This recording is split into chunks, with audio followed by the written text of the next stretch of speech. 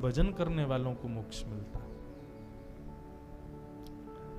मोक्ष धर्म बताया, उसके बाद स्त्री धर्म बताया। स्त्रियों का धर्म क्या है? भर्तु शुश्रूषणं स्त्रीणां परो धर्मो यमायय तद्बंधूनां च कल्याणं प्रजानां चानुपोषणम्। एक बात कहें, मुंबई में कथा चल रही थी मेरी, यही विषय चल रहा था। तो एक व्यक्ति, एक कन्या ही थी, उसने मुझसे कहा महाराज जी एक मेरा प्रश्न नहीं है, एक तर्क है। मैंने कहा बताओ। हर जगह माताओं को ही क्यों समझाया जाता है? भाई लोगों को क्यों नहीं समझाते कभी? हैं? वहां मानस जी में देखो तो वहां पर भी स्त्रियों को समझा रहे हैं। आज आप भागवत में भी 5 धर्म बताए, उसमें पुरुष धर्म नहीं बताया आपने। दान धर्म बताया, राज धर्म बताया, मोक्ष धर्म बताया, स्त्री धर्म बताया, भगवत धर्म। स्त्रियों को ही क्यों समझना है, पुरुषों को क्यों नहीं समझना? कई लोग ऐसा प्रश्न करते हैं कि मुझे ऐसा लगता है कि इन्होंने दांव खेला कि बेटा अब तुम बच के दिखाओ, निकलो, कैसे निकलोगे हमारे इस प्रश्न के जाल से। पर भगवान की इतनी कृपा है कि कोई ना कोई भाव आ ही जाता है मन में। उनका ये प्रश्न करना हुआ और हमारा उत्तर देना हुआ। भगवत कृपा से, ठाकुर जी की प्रेरणा से उत्तर दिया।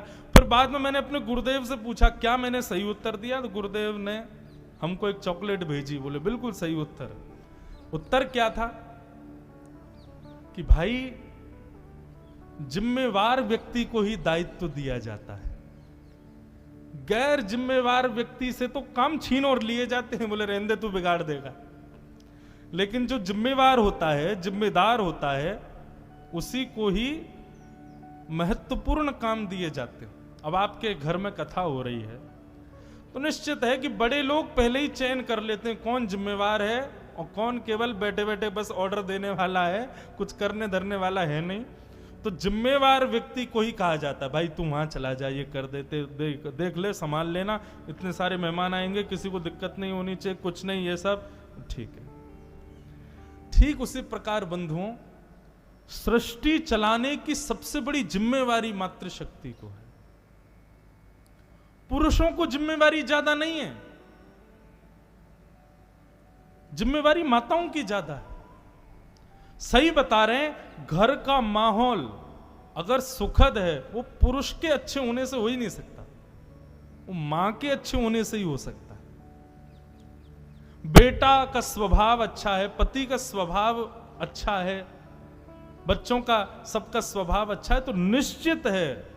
मैं कई बार कईयों के एयरपोर्ट पर बेटे, परिवार के बेटे लेने आते हैं, तो उनके बच्चों को ही देख के समझ जाता हूं कि मां निश्चित ही इनकी स्वभाव जन्य है, इसीलिए बेटा ऐसा है। तो जिम्मेवारी ज्यादा है माताओं के ऊपर, इसलिए हर जगह माताओं को ही समझाया जाता है।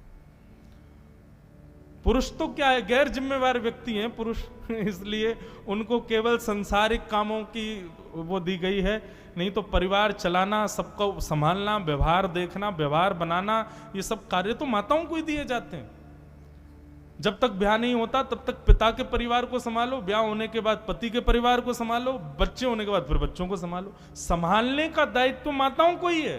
क्यों? क्योंकि जिम्मेवारी है, जिम्मेवार हैं वो। और माफ कीजिएगा, बुरा लगे तो क्षमा कीजिएगा, जिस घर में माताएं प्रायोरिटी परिवार या फिर अपने लोगों को नहीं देती, वहीं पर ही कुछ ना कुछ बिगड़न होनी शुरू हो जाती है। जैसे संत कभी अपने लिए नहीं जीता ना, ऐसे ही माओं को भी अपने लिए जीने का नहीं है, उनको सदैव दूसरों के लिए ही न्योछा। वो संत ही हैं। विवाह से पहले पिता के लिए, भाई के लिए जीती हैं, ब्याह के बाद पति के लिए, बेटे के लिए जीती हैं। कितने कुल का उद्धार का दायित्व उनके पास है, इसलिए जगह जगह माताओं को समझाया गया। ये उत्तर हमने दे दिया। फिर उसके बाद मैंने अपने गुरुजी से पूछा, गुरुजी हमने ये उत्तर दिया, तो गुरुजी खुश हो गए। नहीं, यही है वास्तविकता, यही है। क्योंकि माताओं, आपको पता है पहले सृष्टि जब ब्रह्मा जी ने की तो पुरुष ही पुरुष बनाए, माताएं नहीं बनाई पहले। अभी आगे सृष्टि आएगी भागवत में तो बताते हैं ब्रह्मा जी ने पहले पुरुष ही पुरुषों को बनाया, लेकिन जितने भी पुरुष बनाए वो सब हिमालय पे चले गए भजन करने के लिए। ब्रह्मा जी बोले ये सृष्टि में कर्म कौन करेगा, सब भजन ही करेंगे। तो तब व्यक्ति को कर्म में कैसे लगाया जाए, ब्रह्मा जी ने विचार किया। तब ब्रह्मा जी ने अपने वाम अंग से स्त्री को बनाया। चलो बेटा, अब इनकी इच्छा पूर्ति के लिए करो कर्म। माताएं नहीं होती तो सब बाबा जी घूम रहे होते, सब हिमालय पे ही रहते, अहमदाबाद खाली पड़ा रहता, हिमालयों में ही हम लोगों का डेरा होता। माताएं बहनें हैं, इसीलिए प्रत्येक पुरुष अपने घर से निकलता है, कर्म करता है, मेहनत करता है, परिश्रम करता है। ये कर्म करवा ही हमसे यही रही हैं। ये जननी है, ये जगत जननी है, इसलिए इनको दायित्व दिया गया। तो स्त्री धर्म बताते हुए कहा कि भाई पति और पति के परिवार, पिता और पिता के परिवार, दो कुल के कल्याण की जिम्मेवारी भगवान ने आपको दी है, इसलिए वो कल्याण करना ही आपका भजन है। एक और बात बताएं, घर में माताएं बहनें ही ज्यादा भजन करती हैं, पुरुष लोग थोड़े कम होते हैं। बहुत कम देखने को मिलता है कि पुरुष लोग भी भजनानंदी हों। वास्तव में पुरुषों को जो बल मिल रहा है वो माताओं के भजन का ही मिल रहा है, उसी से ही उनका कल्याण हो रहा है। ये बात उनको तब नहीं पता चलती, बाद में अनुभव होता है।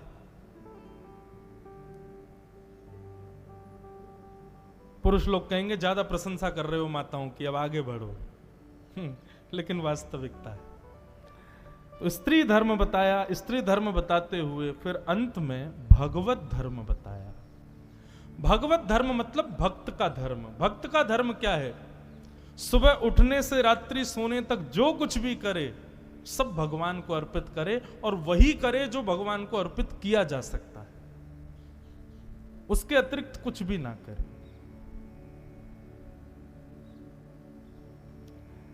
ऐसा भागवत धर्म बताते हुए पांडवों को कहा अब चलो खुश हो जाओ, तुम लोग किनारे हो जाओ, मुझे मेरा काम करने दो। श्याम सुंदर सामने खड़े हैं और भीष्म पितामह ने भगवान की ओर दृष्टि की और स्तुति गाई।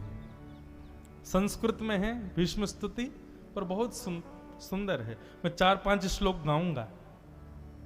एक बात कहें बंधुओं, यदि कोई व्यक्ति भीष्म स्तुति को याद कर ले, रोज अपने ठाकुर जी को सुबह सुनाए और रात्रि सोने से पहले सुनाए, तो ये बात निश्चित है कि उसको अपने संपूर्ण जीवन काल में एक ना एक बार प्रत्यक्ष श्याम सुंदर प्रकट होकर दर्शन देंगे ही देंगे।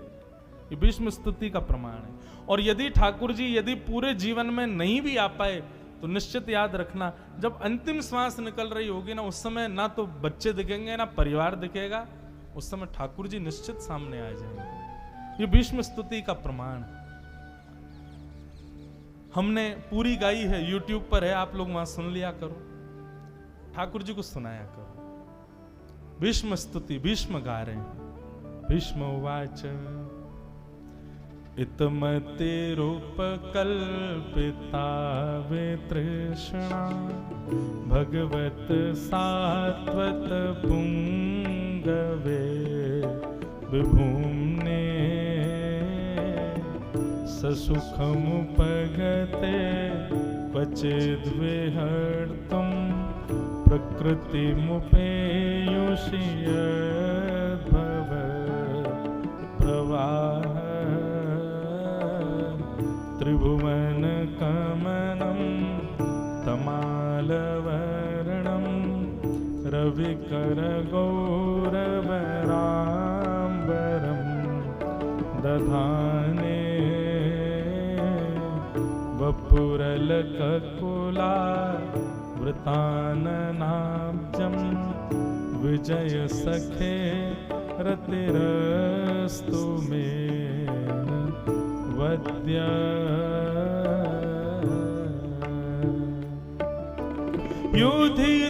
युधितुर्गर्जो विधुम्न विश्व कचलुलित श्रमवार्यलंकृताशे मम निशित शरै निकायु